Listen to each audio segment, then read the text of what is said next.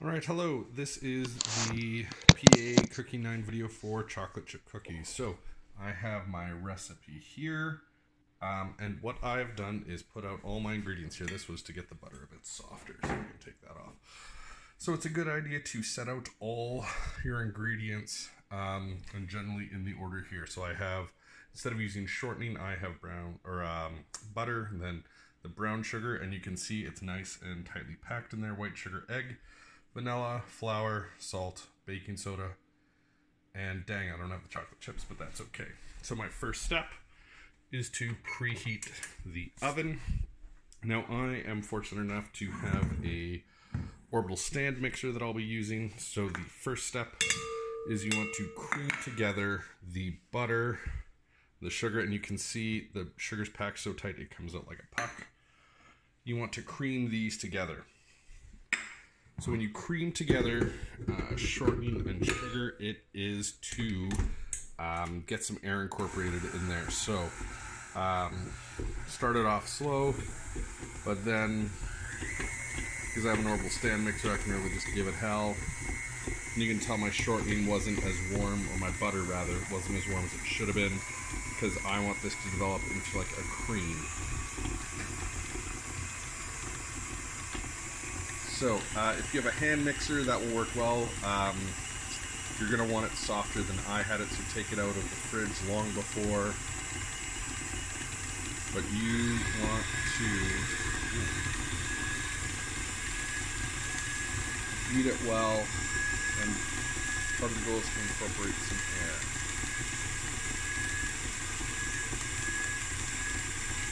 Alright, this isn't going to be my finest work, but that's okay. So, once those are mixed together and sort of crumbly like this, next step is the egg and the vanilla.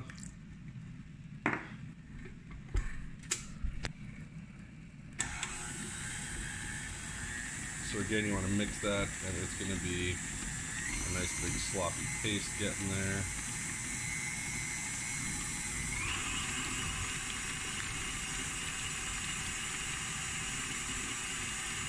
The beauty of cookies is it's very difficult to overmix them. There we go, that's looking very bad.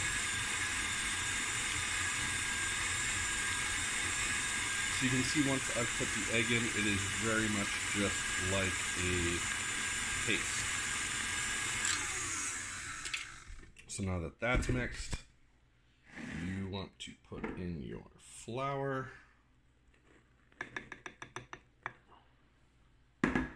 Salt, and baking soda. Right now, what's important here is if you're using a stand mixer, you just want it on the slowest speed, because if you do it too much with all that powdered flour, it'll fly up in the air and just make a bit of a mess.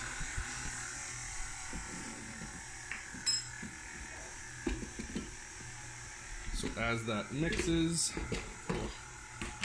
I'm going to get my chocolate chips.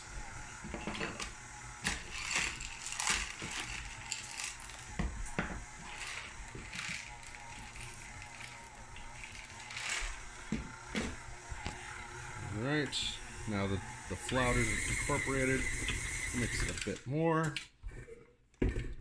And now the chocolate chips.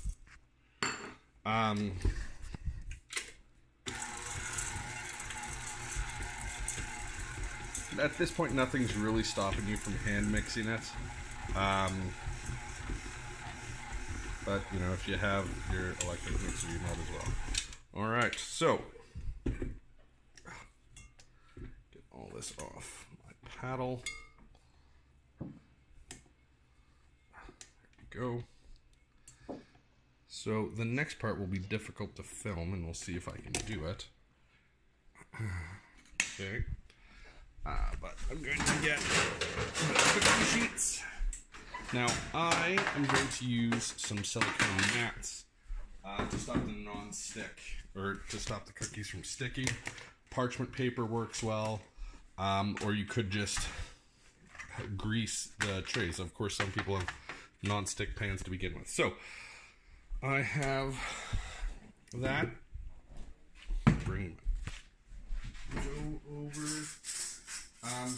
Now, I believe the instruction, let me just double check this. It says to drop the dough onto cookie sheets. So I have 2 spoons. And so you get a good chunk of chocolate, of the dough on there. And then I'm going to use my thumb, which isn't the most hygienic, but while holding the camera, it's the best thing to do. And it's just that easy. You can use the, like if the dough were a bit stickier, you could use your second spoon to slide the dough off. And so I believe this yields 2 dozen cookies-ish. Depends how big you make your cookies. Now it's important to try to get them, sorry about that, bad filming, to try to get them about the same size, because then they'll cook evenly. If you have some that are big, some that are small, by the time the big ones are cooked through, the smaller ones might be a little burnt. If you pull them out when the small ones are done, then the big ones won't be cooked and be a little doughy. Alright, so that's the first part of the video. I will come back when I'm about to put them in the oven. Okay, so I got 23 cookies out of it, but my oven's not yet preheated, so I'm not going to put them in, because if you put them in before the oven's preheated, you're going to get some not great results. With 2 pans, you have to, like, the bottom pan will be cooked faster, because right now, as the oven's preheating, you're just getting blasts of heat from the bottom. That bottom element is just going full bore. So it's really key to make sure that the oven is preheated. So I'm just going to wait for that. Alright, I stopped that last video by accident, so I'll see if I can merge them, but my oven's preheated. So I've put my cookies in. From now on, when I go to look, I'm going to use the light on my oven. That lets me see in, kind of, sort of. Put them in for 10 to 15 minutes. Personally, I'm going to switch my cookies up at about 7 minutes, because I know my oven doesn't heat the most evenly. So I'm going to switch the middle rack for the top rack and vice versa. And then set another timer for 3 minutes after that. But I won't take them out till I'm done. Alright, so my timer just went off for 7 minutes, so I'm going to switch these out. I have my oven mitt on. What is kind of crucial is you want to open the oven door for as little time as possible, because the more time the oven doors open, the more heat escapes, and so you don't want that temperature to drop too much below 350. So I'm switching up. As you can see, like, the tops of those cookies are a little brown, these not so much. Alright, so then I put them in, and I will now set a timer for 3 minutes, and then, because I don't want to open the oven door as much, I'm just going to peek in through here to try to see if they are done or not. Alright, my timer just went for 3 minutes, and if I look in, it's tough to see because my oven's so damn dirty, but those look pretty good. So, I have set up my cooling rack. I'm going to place my hot cooking pans here, but if you have it, you can use something like this. It's called a trivet. So it will allow you to put hot pans on, like, your countertop. So if you were to put it right on the countertop, that might burn it, but we're not going to do that. And the stovetop is fine enough for heat resistance that it shouldn't be a problem. So, these cookies look pretty good. They're nice, and the color is gorgeous. So are these ones. Fantastic. So now, use your turner or spatula, whatever you want to call it, and you want to slide under and get the cookies on your cooling rack. Now, what's important to remember is these cookies are still rather soft, so you need to be a bit more gentle. But there you go.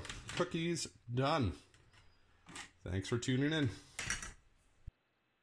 Alright, hello. This is the PA Cookie 9 video for chocolate chip cookies. So I have my recipe here. And what I've done is put out all my ingredients here. This was to get the butter a bit softer, so we can take that off. So it's a good idea to set out all your ingredients and generally in the order here. So I have, instead of using shortening, I have butter, and then the brown sugar, and you can see it's nice and tightly packed in there. White sugar, egg, vanilla, flour, salt, baking soda, and dang, I don't have the chocolate chips, but that's okay. So my first step is to preheat the oven. Now I am fortunate enough to have a orbital stand mixer that I'll be using. So the first step